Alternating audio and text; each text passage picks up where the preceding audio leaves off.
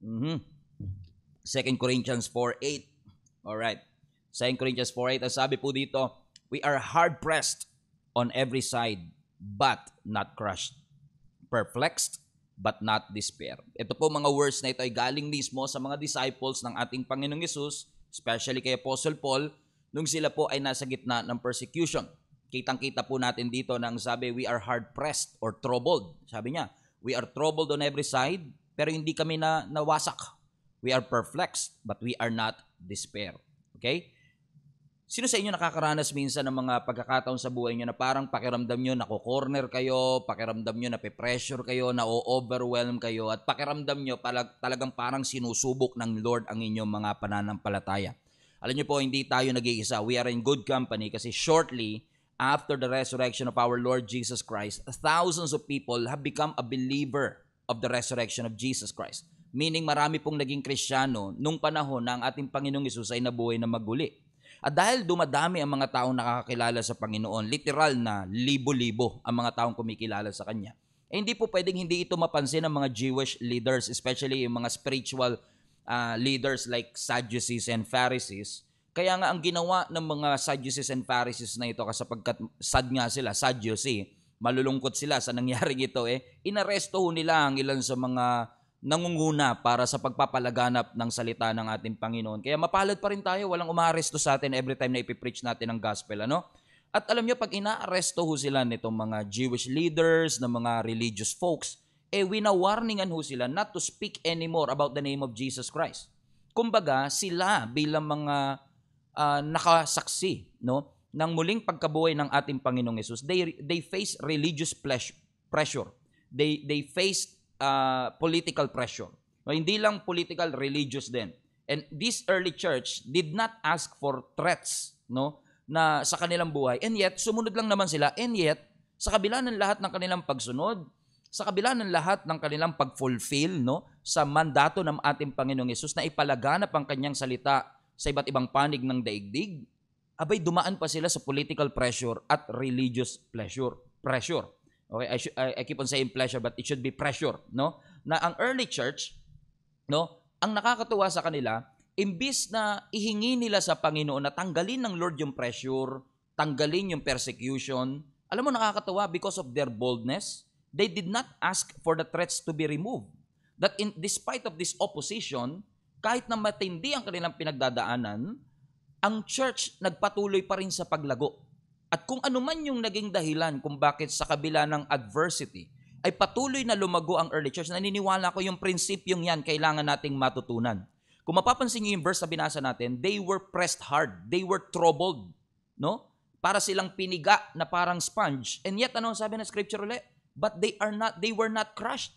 Na sa kabila ng pagpiga sa kanila, sa kabila ng pressure ng mga religious leaders sa kanila pong pinapalaganap at pinipreach, instead na sila'y mangonte, imbis na sila'y maduwag, imbis na sila'y sumuko o huminto. Ano ang sabi ng scripture? Lalo pa silang lumago. Ano? Bakit nangyari ito? Because of their perspective when it comes to sufferings and trouble. Ano ang sabi ni Apostle Paul sa Romans chapter 5, verse 3? Ang sabi ni Apostle Paul, even in times of trouble, we have joyful confidence. Watch this. Knowing that our pressures will develop in us patient endurance. Grabe to. Ang sinasabi ni Apostle Paul, kahit na merong mga trouble na dumarating sa aking buhay, meron pa rin kaming confidence. Mas matindi ang trouble, mas matindi yung confidence namin. Bakit? Kasi alam namin na yung mga pressure na ito, yung mga persecution na ito, will develop in us. Di ba? Tignan nyo, no?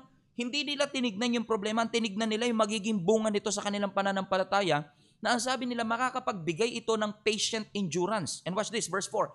And yung patient endurance, yun ang magre-refine sa aming character. Ang sabi ng verse 4. And proven character will lead us to hope. Grabe to. Ano sabi ng scripture? Hindi kami natatakot, no? Sa kabila ng mga troubles namin pinagdadaanan. In fact, nakakapagbigay pa ito ng confidence sa amin sapagkat alam namin na yung pressure na yan, magde-develop yan ng endurance. At yung endurance, yan ang magre-refine sa aming mga karakter at makakapagpatunay na yung karakter na yan ay magbabalik sa amin patungo sa pag-asang meron kami sa aming Panginoon. So maaaring hindi tayo nakakaramdam ng religious persecution. In fact, in our day and age right now, especially in the Philippines, talagang marami na rin pong naging so-called Christian sa ating bansa. Pero maaaring hindi tayo shaken ng persecution ng mga Pharisees and Sadducees, pero pwedeng ang iyong pananampalataya ay nasusubok ng sakit. Nasusubok tayo ng financial struggle. Nayayanig ka sa pagkawala ng iyong trabaho. Nayayanig ka sa mga struggle mo sa school. O kaya merong career setback, na-demote ka sa trabaho, natanggal ka sa trabaho, or shaken by marital problem. Pero natutunan nyo na rin po sa akin at paulit-ulit kong sinasabi sa inyo that sometimes God will allow these shakings to shape our faith. That you were shaken to make you unshakable. Na minsan iaalaw ng Panginoon na ma-shake talaga ang ating mga pananampalataya kasi gusto niya na ikaw, pagdating ng araw, ma-develop sa iyo. Nakita niyo yan? Yung patient endurance to the point na ikaw ay maging unshakable pa. Unshakable na. Na yung pressure sa iyong buhay, marirealize mo na, yun ang nagre-refine sa aking karakter. Napansin niyo ba na minsan na ang mga pressure sa ating buhay, yan yung magre-reveal kung ano tunay na karakter natin? Agree ba kayo? Pansinin nyo, pag dumadaan ka sa pagsubok, di ba? Tignan nyo the way you talk, the way you think, the way you react. Mapapansin nyo, it will reveal who you are. The storms in your life will not just reveal who your God is, it will also reveal who you are. Pero yung proper placement ng pressure, yun ang makakapag-define kung saan ka pupunta. Kung alam mo kung ano ang magiging response mo sa mga pagsubok na dadaan sa iyong buhay, agree ho ba kayo dyan? No, kung ikaw man ay nasa ibang bansa, dito sa may Pilipinas, naniniwala ako na yung pressure na yan, it will reveal your character. Sige nga, let me know in the comment section, kayo ba ay dumadaan sa mga pagsubok ng iyong buhay at agree ba kayo na yung mga pagsubok na ito na-define at na-refine ang inyong mga character? Ibig sabihin, mas talo ka na palapit sa Panginoon. Okay? Hindi ka sumuko sa pagsubok, pero sa pamamagitan ng pagsubok na yun, mas lalo kang naging connected sa Diyos, lumalim ang pananampalataya mo. Let me know in the comment section kung ikaw yung sinasabi ng Panginoon ngayong araw na ito, na through storms, shipwrecks, pressures in our life, na-refine ang inyong mga karakter. Ako mismo no, nakita ko yan, na sa lahat ng mga pinagdaanan ko sa buhay, yun din ang nag-shape ng perspective ko, ng pananampalataya ko, at maaaring sinasabi ng iba, at parang sa pananaw ng iba, parang ang dali-dali lang ng buhay kay Pastor Stephen o sa ibang mananampalataya. Pero hindi nila alam, lahat ng mga bagay na yan na mukhang madali, epekto ho yan ng mga bagay na nirefine ng Panginoon sa atin in the past. Kasi ang gusto ni Satan, sumuko tayo Ang gusto ni Satan, mabasag tayo. Di ba? Parang kay gusto niya yung pananampalataya natin maging fragile. Ang gusto ni Satan, mga pananampalatayang babasagin. No? Madaling masira, madaling mabasag, madaling sumuko. Hindi yan ang gusto ng Panginoon sa ating buhay. Ang gusto ng Panginoon sa atin, kung tayo man ay dadaan sa mga pagsubok, it will refine, not define. It will refine who you are. Iyan ang makakapagpino ng ating mga pananaw, ng ating mga ugali para mas lalo natin makilala ang ating Panginoon.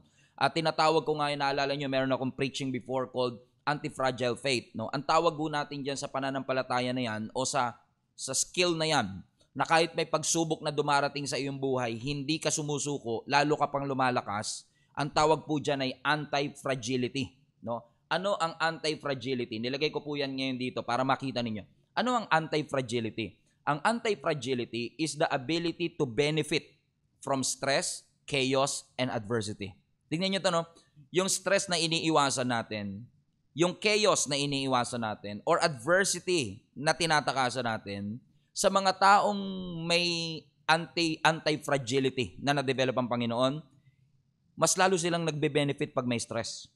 Mas lalo silang nagbe-benefit from chaos. Now, gusto nyo ba yan? Ako gusto ko yan Na hindi mo iniiwasan ng stress, hindi mo iniiwasan ng adversity. Pag dumating yung adversity at stress, alam mo, makikinabang ako dito. Dadaanan ko to Kumbaga, you don't surrender under pressure, you thrive under pressure.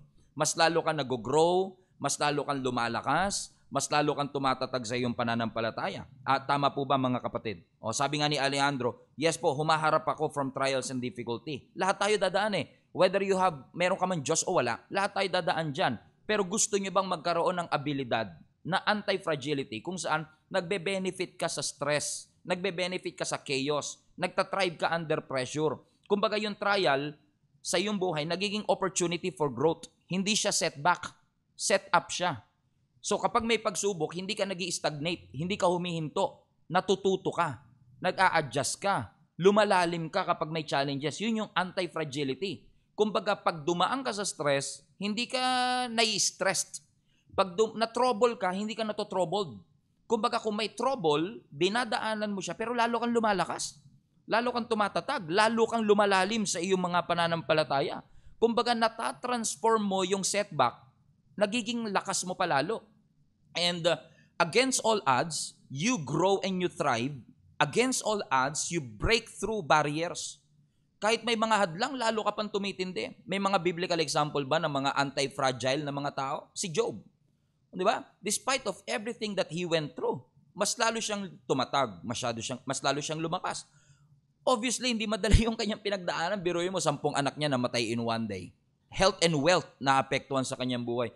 Wala na nga siyang pwedeng sabihin ng tao, wala na siyang pwedeng ipagpasalamat eh.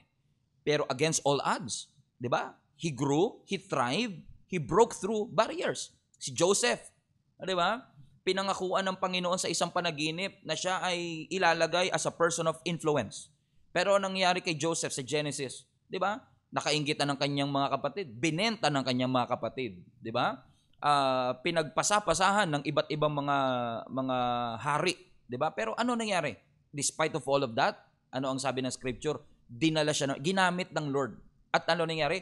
Yung kanyang pinagdaanan, hindi niya inisip, hindi niya tinignan as excuse para sumuko, kundi nakita niya 'yon. Ito'y paraan ng Panginoon para i-refine ako, para maging ready ako sa palasyo. Minsan iaalaw ng Panginoon na dumaan ka sa PIT, sa mga balon, sa mga hukay ng iyong buhay, para dalhin ka niya sa palas. Minsan kasi tayo, excited tayo sa palas, ayaw natin ng pit. Pero minsan, God will bring you and allow you to go through pits in life para maranasan natin at maging ready tayo at maging confident tayo dun sa mga palas moments, defining moments ng ating buhay. Early church, di ba? Despite of everything that they went through, yung kanilang faith, imbis na maging babasagin, imbis na masira, imbis na sumuko, ano nangyari sa kanila? They broke through barriers.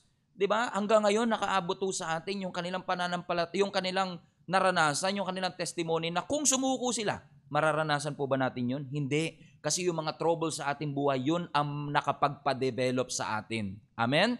Let me know in the comment section if this message is ministering to you. Kung feeling mo ikaw yung pinag-uusapan natin ngayon. Sino sa inyo ang nakaka-relate sa ating pinag-uusapan? Amen?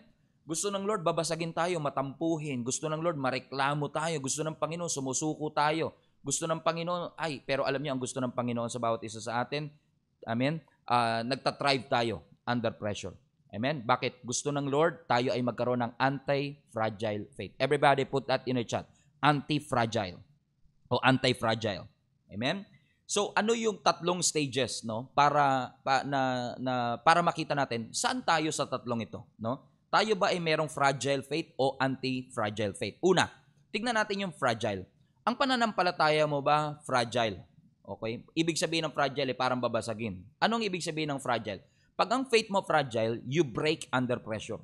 Pag dumaan ka sa pressure, napapasuko ka. Nagiging vulnerable ka to failure. Para kang baso, babasagin. Babagsak lang, wasak na kagad. Walang contingency plan. Wala kang plan B. Kaya kapag may economic turndown, apektado ka kagad. You break, you collapse, or you loses functionality. Nakita natin yan during during the pandemic, marami ang naging fragile sa kanilang pananampalataya. They break. Hindi natin inuhusgahan, hindi natin kinokondem, pero kung ito tayo, meron pa tayong i-improve. Ano yung next stage? Kapag hindi ka na fragile, pwedeng resilient ka, yung iyong pananampalataya.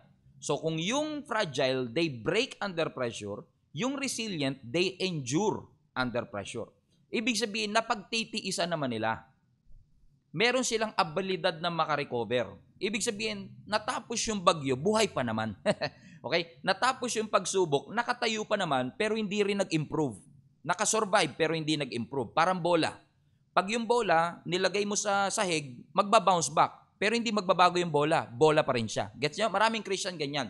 Hindi ka baso, na pagka bumagsak, hindi na babalik.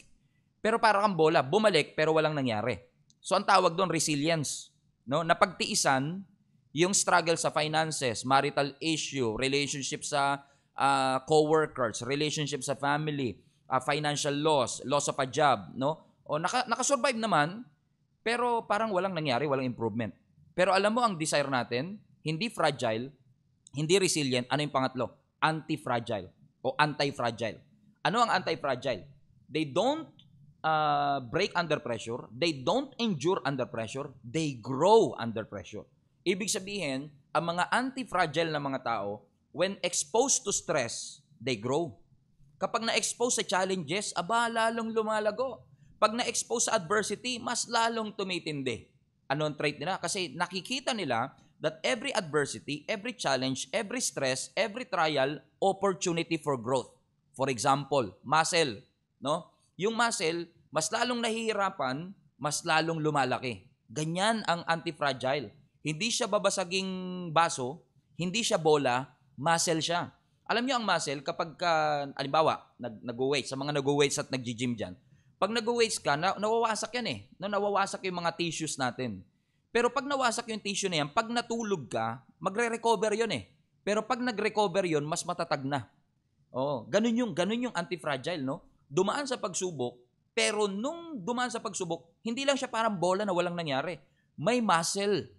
May spiritual muscle na na-develop. Nakapag-innovate pagkatapos ng pagsubok. Nakapag-expand pa nga eh pagkatapos ng pagsubok. Mas naging wiser pa, mas tumalino, mas naging capable during the trials. Yan ang ipanalangin natin. At yan ang dinidesire ng Panginoon sa ating mga Kristiyano. Yung anti-fragile faith, meaning hindi ka lang basta matindi, hindi ka lang basta malakas, hindi ka lang basta durable, kundi nagbe-benefit ka kapag may pagsubok na inalaw ang Panginoon. Nakikinabang ka kapag may mga trials na inaalaw ang Panginoon sa atin, na hindi ka lang nagsusurvive, nagtatrive ka under stress. So to summarize that, ang ibig sabihin ng anti-fragile faith is this.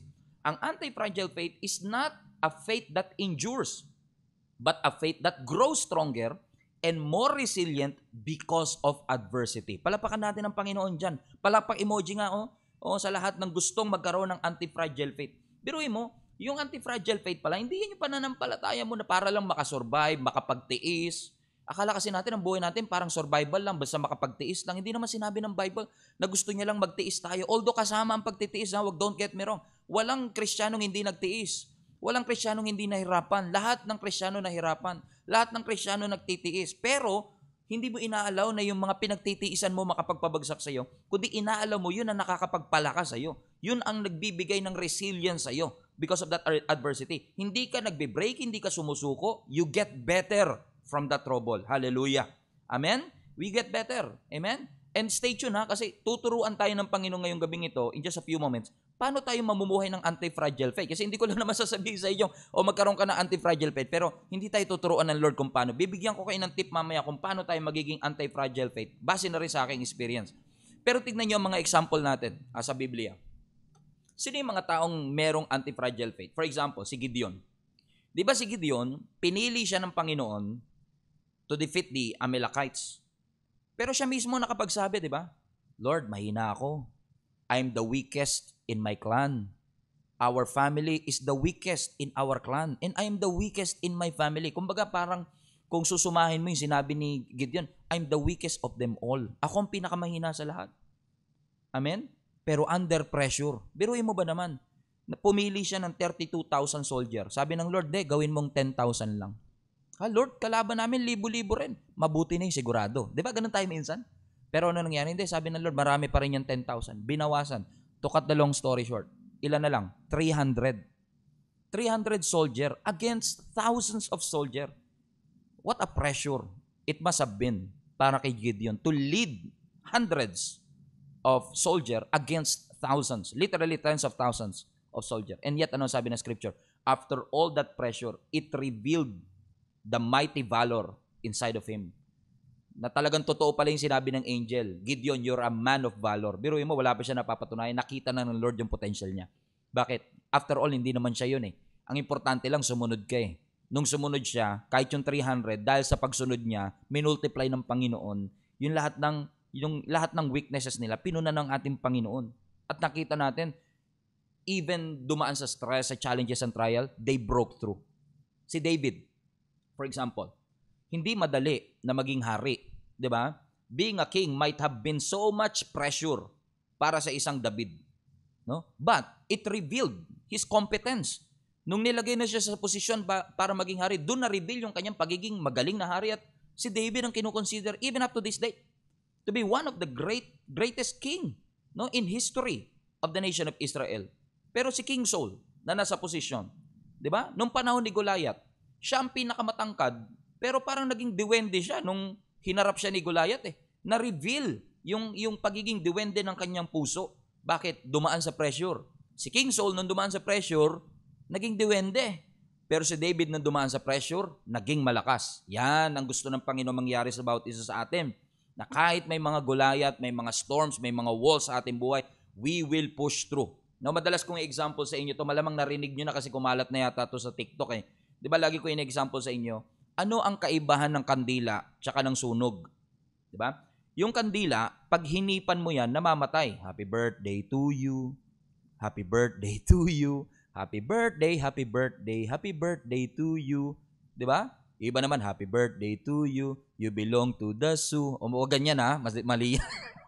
O, di ba? Yung kandila, pagkatapos ng happy birthday, hihipan. Shh! Ano mangyayari? Patay. Pero ang sunog, di ba? Tingnan nyo yung nangyari sa Los Angeles. Ano ang reason kung bakit kumalat ng mabilis at matindi yung apoy? Because of the ember, because of the wind. Yung wind, nagdala ng mga ember sa iba't ibang lugar. Yung mga, mga pira-piraso ng mga may apoy na napunta sa iba't ibang lugar, kumalat, hinipan din ng hangin, pero lumaki pa lalo at lumakas. Yan ang gusto ng Panginoon mangyari sa atin. Yung pag inipang ka ng mga bagyo, pag hinipang ka ng mga bagyo, hindi ka namamatay. Mas lalo kang lumalakas, mas lalo kang lumalaki. Paano mangyayari yung pastor? Yung lakas na yan, hindi kasi pwedeng galing lang sa'yo eh. At sabihin mo, Lord, I can do all things through you who strengthens me. Totoo yan, pero huwag mo kakalimutan yung, kasi minsan nakafocus ka lang sa I can do all things, nakalimutan mo yung true Christ. Hindi mo magagawa yung lahat ng bagay, hindi mo mapagtitiisan yung lahat ng bagay kung wala ang Panginoon. Kasi yung lakas na yan ng pagiging anti-fragile, hindi yan self-derived. Hindi yan galing sa edukasyon mo. Meron kang balon na pinaguhugutan. Okay? So kasi pwedeng gifted ka nga, fragile ka naman. 'Di ba? So yung fragile, anti-fragile, gusto natin kasi alam natin na hindi na to lakas ko. Ang lakas ko limitado, pero ang lakas na kayang ibigay ng Panginoon, hindi. Hindi na uubos. Amen? Amen? Na kahit dumating tayo sa mga pagsubok, alam natin hindi tayo iiwanan ng ating Panginoon. Katulad ng muscle, katulad ng anti-fragile faith, the only way for a muscle to grow, the only way for our faith to grow, is sometimes God will allow us to go through storms, challenges, trials, and even shipwrecks. Amen? Mahirap pakinggan, pero yun po talaga ang totoo. Kasi minsan, kapag masyadong malaki ang responsibilidad sa buhay, pero yung kapasidad natin mahina, doon tayo nai-stress. Kasi parang overwhelmed tayo. 'Di ba? Pero alam mo, hindi yan ang design ng Panginoon sa atin. Na even though, let me say this, even though, in spite of difficult moments in our life, kung meron tayong Panginoon sa ating buhay, yun ang mag-i-enable sa atin para makasurvive. Hindi lang makasurvive, mag-thrive, mag-grow, mag-mature, at gamitin ang mga pagsubok ng ating buhay at as a trampoline para dalhin tayo sa mas mataas na yugto ng ating buhay. Amen? So before I close this, ayokong iwanan kayo na basta ko lang sinabi magkaroon kayo ng anti-fragile faith, pero hindi nyo naman na alam kung paano. So paano tayo magkakaroon ng anti-fragile faith o anti-fragility? Basahin nun natin ang Psalms 1 verse 1 to 3. Okay? I was reading this the other day and I believe that this is a good reminder for all of us. That even though you are going through anxiety or depression, you are going through financial trouble, relationship issue, loss of a job, a loved one, ano man ang pinagdadaanan natin, merong binigay ang Bibliyang principle para sa kabila ng lahat ng to, lalabas tayo sa depression na mas tumatag. Lalabas tayo sa anxiety na mas matatag. Lalabas tayo sa mga pagsubok na mas hinubog ng Panginoon. Paano? Ano sabi ng verse 1? Blessed is the one who does not walk in the step with the wicked or stand in the way that sinners take or sit in the company of mockers. Verse 2, but whose delight is in the law of the Lord and who meditates on his law day and night. Verse 3, that person is like a tree planted by the streams of water, which yields its fruits in season and whose leaf does not wither. And whatever they do, prospers. Yan ang gusto natin. Whatever we do, it prospers. Sa gitna ng pagsubok, in every season, we bear fruit, we break through. Ano ang susi? Una, what is the road to anti-fragility? Ano ang daan na dapat natin tahakin para ma-reach natin yung anti-fragility state? Una, if you want to be anti-fragile, you must be rooted in the Word of God. Based on this text, This is the road to anti-fragility. Number 1, be rooted in the Word of God. Ano ang sabi uli ng verse 2? Whose delight is in the law of the Lord, who meditates on His law day and night. Ano sabi ng Scripture? At kung sino man yung nagde-delight sa law of the Lord, you meditate the law day and night, those people, di ba sabi ng verse 3, that person is like a tree planted by the streams of water. So ibig sabihin, napakahalaga pala sa isang Kristiyano na tayo ay deeply rooted in the Word of God. Hindi mo lang basta kabisado, hindi mo lang basta narinig, hindi mo lang basta alam. Nasa puso mo talaga siya. Bakit? Kasi at the end of the day, and I'm telling you this because I've been through depression, I've been through anxiety, I've been through sickness, financial loss, financial difficulty, relationship issues, almost everything. Hindi man kasing hirap at kasing dramatic siguro ng iba sa inyo, but we all been there. Pero ano ang source of strength mo? Di ba Word of God? Ano ang guidance mo during adversity? Di ba Word of God? Bakit sinasabi ng Scripture na meditate? Bakit sinasabi ng Scripture na delight? Kasi pwedeng nagbabasa ka, wala naman delight. Pwede nagbabasa ka pero for compliance, for requirements, di ba? Binabasa mo siya pero you're not really meditating it. But the moment that you meditate on the Bible, the Word of God, it anchors your unshakable foundation. Nagkakaroon ka ng malalim na angkla doon sa iyong foundation na talagang hindi ka lang, kumbaga immersed ka. Alam niyo ibig sabihin ng immersed? Yung lubog ka talaga eh. Di ba? Pag sinabi, iba kasi yung iba yung submerge sa immerse eh. Yung submerge nilubog mo lang, pero yung immerse talaga nakababad. Yun yung gusto ng Lord sa atin, na immerse tayo sa Scripture. Hindi mo lang siya binabasa once a week dahil may quiet time sharing. Hindi mo lang siya binabasa dahil magpipreach ka. Hindi mo lang siya binabasa kasi para may maipost ka sa social media. Immersed ka. At kapag immersed ka, ibig sabihin lubog na lubog ka talaga. You're soaking in the Scripture. Naliligo ka ng banal na salita. Nakakapag-gain ka ng wisdom. Lumalakas ang spirito mo, yung resilience mo lumalalim. Naunawaan nyo mga kapatid, katulad ng puno. No, tignan nyo ang puno. Yung puno, yung ugat niya nasa ilalim ng lupa. Amen? Kahit tuyo yung lupa sa ibabaw, humuhugot siya ng nutrients sa ilalim ng lupa. Tama? Katulad natin mga Kristiyano, kahit tagtuyot ang nasa labas, kahit na merong dry season, may financial trouble, mahirap ang buhay, saan ka huhugot ng salita? Sa ilalim. Di ba? Hindi ka kukuha dun sa tuyot eh. Kasi tayo, kapag lagi ka lang nakakuha, kaya tayo na-frustrate kasi nakatingin tayo sa katuyuan ng pagsubok at problema sa ating buhay. Pero katulad ng puno, saan siya kumukuha ng kanyang nutrients, ng life-giving nutrients? Di ba sa ilalim ng lupa? Amen? So napakahalaga na yung root natin, root system natin, malalim ang ating pinagugutan. Kasi po ganito, no? Yung capacity natin, dependent po yan sa foundation. No, halimbawa, nagtatayo ka ng building, hindi ka pwedeng magtayo ng building kung ilang floor ang gusto mo, no? Kasi yung taas ng building na gusto mo, dapat kayang i-accommodate ng lalim ng foundation na nilagay mo. So kung ang foundation mo hanggang second floor lang, hindi ka pwedeng mag 7th floor. Kasi marami po sa atin, no, gusto natin ng skyscraper na buhay, no? Mala central business district na mga building na buhay, pero bungalow lang yung foundation natin. So yung capacity mo, dependent yan sa foundation mo. Yung level of fruit na makukuha mo, yung level of success na mararamdaman mo, dependent yan. Ano ang foundation mo? So kung hindi ka deeply rooted sa Word of God, madali kang babagsak. So let me ask you a question. Ano mga binabasa mo? Sino pinapakinggan mo? Saan ka naglalaan ng matinding panahon? Alam nyo, lalo pag foundation building, nagbibuild ka ng foundation, hindi minamadali yan. Ako po hindi engineer, pero ang assumption ko, ang mga engineer, hindi basta-basta yan minamadali ang foundation.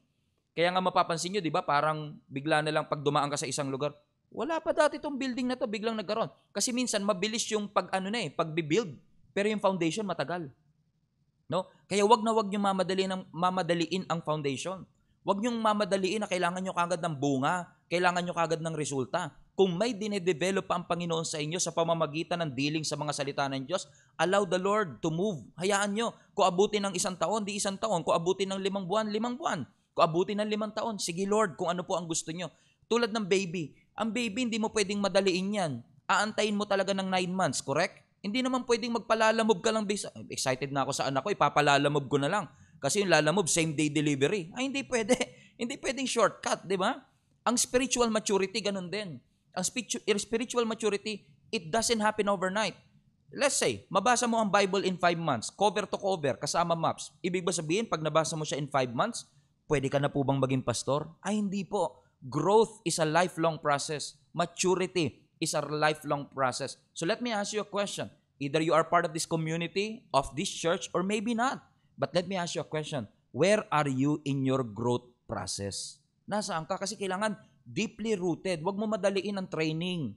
Huwag mo madaliin ang growth mo sa iyong pananampalataya. Para pag dumating ang pagsubok, hindi mo siya makikita. Pagsubok na naman. Trial na naman. Kaya maraming Christian, di ba, malungkot lagi, nakayuko lagi. Para bang ang lungkot, para silang nasa losing side na nakalimutan nila, we are on a winning side. So may trial man, tool yan. Hindi yan setback, set up yan. Huwag mong takbuhan, yakapin mo. Amen? At magugulat ka. Amen? That's the road to anti-fragility. Be rooted in the Word of God. Number 2, ano ang road to anti-fragility? Number 2, be planted by the streams. Diba? Hindi ka lang dapat rooted in the Word of God, dapat planted ka by the streams. Watch this. Ang sabi ng verse 3, that person is like a tree. Diba? Ano yung kasunod? Planted by the streams of water, ang sabi ng verse 3. Nakita niyo yun sa verse? Naalala niyo sa verse na yun? Tignan niyo. That person is like a tree. Planted. Everybody say planted. Amen? In the streams or by the streams of water. Alam niyo yung planted by the streams of water is actually a metaphor. No? Ang ibig sabihin ng planted by the streams, hindi ka literal na puno na nakatanim sa tabi ng ilog, pero ibig sabihin lang yan is a metaphor for somebody or someone na nakakasurvive sa adversity, yes, nakakasurvive sa pagsubok, opo, plus, nagpapatuloy siyang mamunga kahit ano ang season. So, hindi ka lang nakatayo, nagbubunga ka talaga. Pwede kasing nakatayo pa pero wala ng fruit eh. Amen? Naalala niyo yung kinurse ni Jesus Christ na fig tree? May puno pero walang bunga eh. 'Di ba? May appearance ng fruit pero walang fruit. Pero pag sinabi natin planted by the streams of water, ibig sabihin may constant nourishment. May constant sustenance. So ganito kasi yan. Yung mga puno na nakatanim sa tuyo at barren area, ibig sabihin yung mga disyerto for example. 'Di ba pag ang puno nakalugar siya sa isang disyerto o sa isang tuyong lugar, saan siya umaasa ng tubig? 'Di ba sa ulan? So pag walang ulan, walang nourishment. Pero kapag planted ka sa streams, yon yung difference. Pag planted ka sa streams, tuloy-tuloy yung tubig. May constant source, may abundant source. Hindi ka nawawalan. 24/7, may access ka dun sa source. So hindi ka tulad ng nakatanim sa tuyo, sa disyerto, kung walang ulan, wala na sila. Dependent sila sa source. Okay, should I say, depende sila sa circumstance. Walang ulan di wala na. Pero ang planted by the streams, dependent sa source. Asa ng tubig, doon ako didikit. asa ng ilog, doon ako kukonek. Kumbaga, merong deep connection sa tubig. At dahil meron siyang constant connection sa tubig, lagi siyang green, lagi siyang fruitful. Ganon din po tayo. If we are in constant connection with the Word of God, may spiritual nourishment. Napakapala doon natin. Hindi tayo pinagbabawalan na magbasa ng salita ng Panginoon. Nandyan ho lagi ang salita ng Panginoon 24/7. Nasa cellphone natin. Sa mga podcasts and sermons every week na nakikita po natin sa mga YouTube channel ng iba't ibang mga churches. Malaking bagay po yan para ma-nourish ang ating mga kaluluwa. Amen? Pero pansinin po ninyo, balikan natin, di ba? Planted by the streams. No? Hindi siya basta lumagulang dun eh. Hindi siya basta tumubo lang dun. May nagtapo ng buto, bigla siyang tumubo. Hindi, planted siya eh. Nakalagay planted. Ano ibig sabihin ng planted? Pag planted kasi, ibig sabihin niya deliberate, sinadya. Hindi siya basta randomly lumagulang doon. Someone deliberately placed it there. Nung binabasa ko ito, naalala ko yung Psalms 92. Tignan nyo ito, no? Ang sabi ng Psalms 92 verse 12, the righteous will flourish like a palm tree. Gusto nyo ba yan? Yes. They will grow like a cedar of Lebanon. Gusto nyo po ba yan? Yes. Kasi ang cedar of Lebanon, kung gaano ka-wide yung root, ganun din ka-wide yung kanyang dahon. So gusto ko yan. Pero ang sabi ng verse 13, planted. Itong mga taong to, planted in the house of the Lord, and they will flourish in the courts of our God. Now, I don't want you to misunderstand. Although ang Psalms chapter 1, yung binasa natin kanina, in context, kailangan rooted sa Word of God. Ito kasi parang planted in the house of the Lord to, no? Pero yung principle niya, principle ng Psalms 1 applies to Psalms 92. Na kailangan kang firmly connected to the Word, to the community, maybe planted in a church, planted in a small group. So let me tell you this, kung ikaw ay Kristiyano na, you are part of the church, you are part of the small group, listen to me, hindi po aksidente na dyan ka nilagay ng Lord. Hindi aksidente pagkakaplant mo. Deliberate si Lord na doon ka i-plant. It's God's job to plant you. It's your job to stay planted. Hindi aksidente na diyan ka nilagay ng Lord. Kasi yung church, yan ang nagpo-provide ng nourishment sa iyo. Yan yung nagpo-provide ng accountability. Hindi pwedeng Christian na wala accountability. No? Yan ang nagbibigay ng encouragement sa iyo na kailangan sa iyong paglago. Correct? So, kung may pastor ka, okay? May pastor ka talaga sa church mo, hindi ako nandito para palitan ng pastor mo. Pwedeng kung ginagamit ako o kami na church bilang supplement, salamat. Pero ang accountability mo nasa church mo. Ang accountability mo nasa pastor mo, nasa small group mo. Kasi napakahalaga po niyan na kailangan matutunan natin na kung gusto natin maging anti-fragile, hindi pwedeng anti-fragile, hindi ka nagbabasa ng word. Hindi ka umaati ng services. You're not part of the community. You are not training yourself or preparing yourself for that. Hindi natin mapipigilan ng bagyo pero mape-prepare natin ang sarili natin kapag dumaan tayo sa bagyo. Amen po ba? Palapakan natin muli ang ating Panginoon. Pangatlo, 4 lang to, and I will close. Mabilis na yung pangatlo at pangapat. Pangatlo, what's the road to anti-fragility? Ano ang kailangan nating i-note kung tayo ay magde-develop ng anti-fragile faith? Number 3, maging steadfast. No? Be steadfast. So una, be rooted in the Word of God. Number 2, be planted by the streams. And number 3, be steadfast. No? Ano sabi ulit doon sa verse natin? Verse 4, and those leaves will not wither. Ang sabi ng verse 4, di ba? Balikan natin verse 3 rather. A person is like a tree planted by the streams of water, which yields its fruit in season, ano daw, and whose leaf does not wither. Ibig sabihin, hindi nalalanta yung kanyang dahon. Pag sinabi mo kasing nag-wither o nalanta, pag nalanta, ibig sabihin dating malago yun. Kaya nalanta, nawala ng life, nawala ng buhay. Yung pananampalataya natin, minsan ganun, ano? Yung parang pananampalataya nagwe-waver, nayayanig, nawawala ng buhay. Pero ang gusto ng Panginoon sa atin, pananampalatayang steadfast, na nagre-remain yung spiritual vibrant tayo. Kahit may adverse condition, kahit na nasa disyerto, nananatiling nakatayo. Yung righteous man, doon sa Psalms 92, they remain steadfast. No? Kung babalikan mo ang verse 1 ng Psalms 1, di ba? Balikan natin ang Psalms 1. Kung babasahin natin ang Psalms 1 verse 1, ang sabi doon, blessed is the one who does not walk in the step of the wicked, or stand in the way of sinners, or take it or sit in the company of the mockers. Lagay mo lang dyan. Anong ibig sabihin nito? Yung righteous man, nagre-remain siya na steadfast kasi he refused to compromise. Kahit may pressure to step with the wicked, stand with the wicked, they remain steadfast. No, kahit may pressure, hindi ako, I don't want to compromise. They don't follow the path of the wicked. Kumbaga, inaalay nila yung values nila sa standard ng Panginoon. Kumbaga, nananatili silang faithful sa biblical principle kahit tinetempt sila to conform to this world. Faith na unwavering. They thrive through all the season. Yan yung ating pinapanalangin sa Panginoon. Lord, gawin mo akong steadfast. Walang kahit anong tukso o pagsubok na makakapagpayanig sa akin para ang aking pananampalataya anti-fragile. Paano mangyayari yon kung hindi rooted sa Word? Hindi mo alam kung anong word ang i-quote mo. Kung hindi tayo rooted, hindi tayo connected sa streams. At kapag hindi tayo connected sa streams, hindi tayo rooted with the Word, napakadali natin bumagsak. Hindi tayo magiging steadfast. At pag di tayo naging steadfast, hindi natin makukuha ang number 4. Ano yung road to anti-fragility? Be prosperous. No? Hindi mo makukuha ang prosperity, so to speak. Let me clarify that prosperity in just a moment. Pero anong sabi ng verse 3 pa rin? Amen? That person is like a tree planted by the streams of water, which yield its fruit in season, and whose leaf does not wither. Watch this. And whatever they do, it prospers. Ano ibig sabihin ng prosperity dito? Hindi lang ito prosperity sa material things. Actually, kung titignan mo ang context, talagang spiritual flourishing ang sinasabi rito. Magpo-prosper ka in your spiritual life. Na-fulfill mo yung purpose ng Lord, your impact with others are positive. You demonstrate health and vitality. Ginagamit mo ang trial as an opportunity to grow, to bear fruit. Yung prosperity, nagiging byproduct yan ng pagiging rooted by the Word. Ibig sabihin, you grow in your spirit. Nananatili kang growing in spite of, nakakapit pa din, nakatayo pa rin. Health-wise, spiritually, nandyan. Vibrant spiritually, hindi nangihina, hindi sumusuko, nananatiling matatag. Yan ang road to anti-fragility. Question, gusto nyo ba na tayo magkaroon ng anti-fragile faith? Ng ating pananampalataya in spite of all the things that we are going through right now, ano man po ang inyong pinagdadaanan. mananatili tayong malakas, nakasurvive, nakatayo.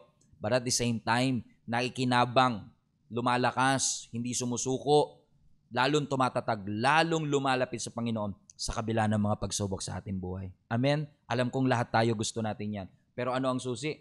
Una, be rooted in the Word of God. Number 2, be planted by the streams. Number 3, be steadfast. Number 4, be prosperous. And when you do that, naniniwala ako mga kapatid, na anumang pagsubok na darating sa ating buhay, kung titignan nyo, at the end of the day, it's still the Word of God. Word of God pa rin talaga ang pangahawakan natin. Yun pa rin talaga ang gagamitin ng Lord para tayo makasurvive dito sa mundong ito. Ako, yan ang ginamit ng Lord. Yung Bible, yung nagbabasa ka talaga ng Bible every day, yung tinitignan mo, ito yung guide ng buhay ko eh. Hindi, pinapahalagan mo talaga yung Biblia. Na hindi lang siya basta ordinaryong libro. No, alam mo meron siyang transformative power. 'Di ba? 'Yun ang napakahalagang ilagay natin sa puso natin mga kapatid, mga anak, mga kasama ko sa pananampalataya.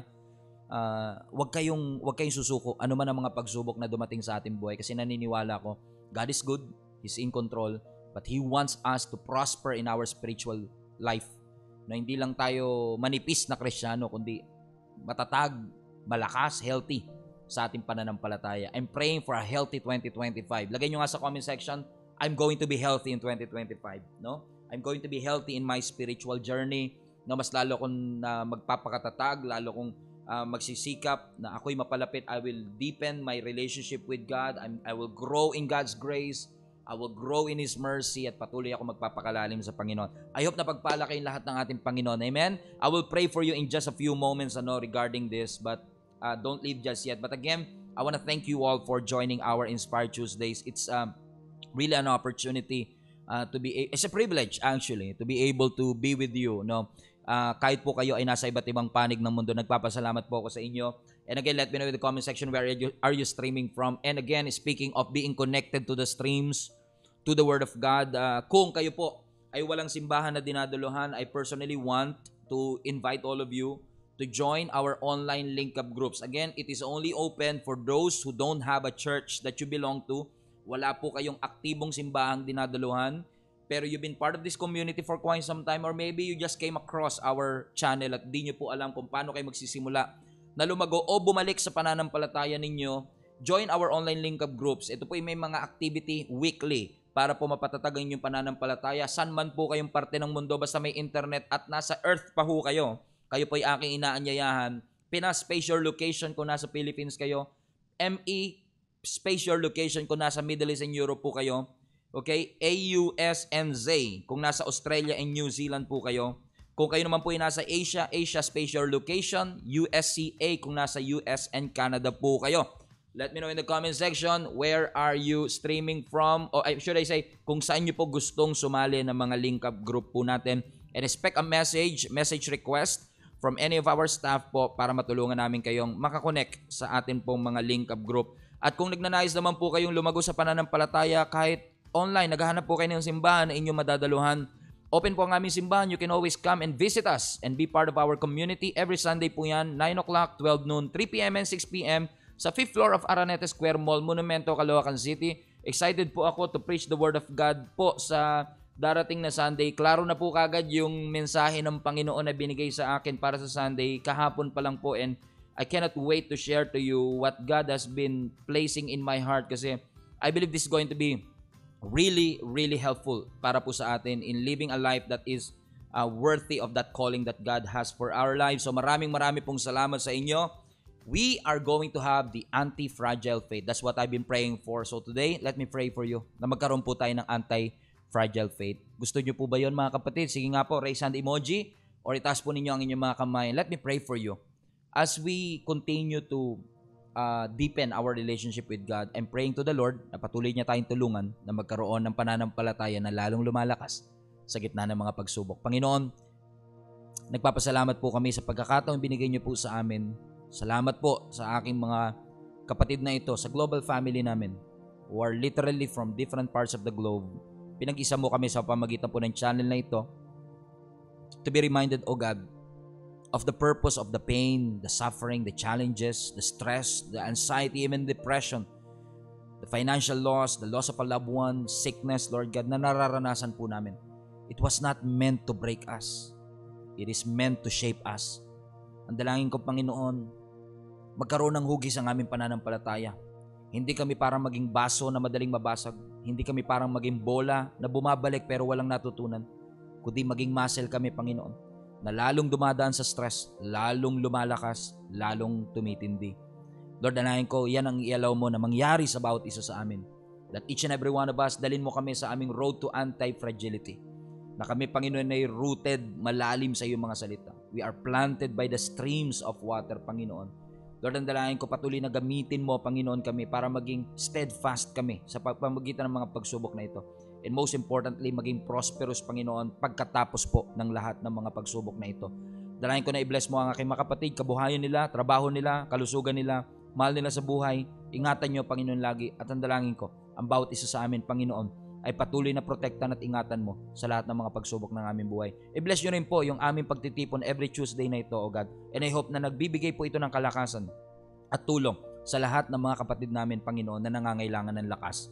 I-bless nyo, Panginoon, ang bawat isa sa amin at ikaw ang aming maitaas. Wala na pong iba sa pangalan ni Jesus. Amen. Palapakan po natin ng malakas na malakas na malakas ang ating Panginoon.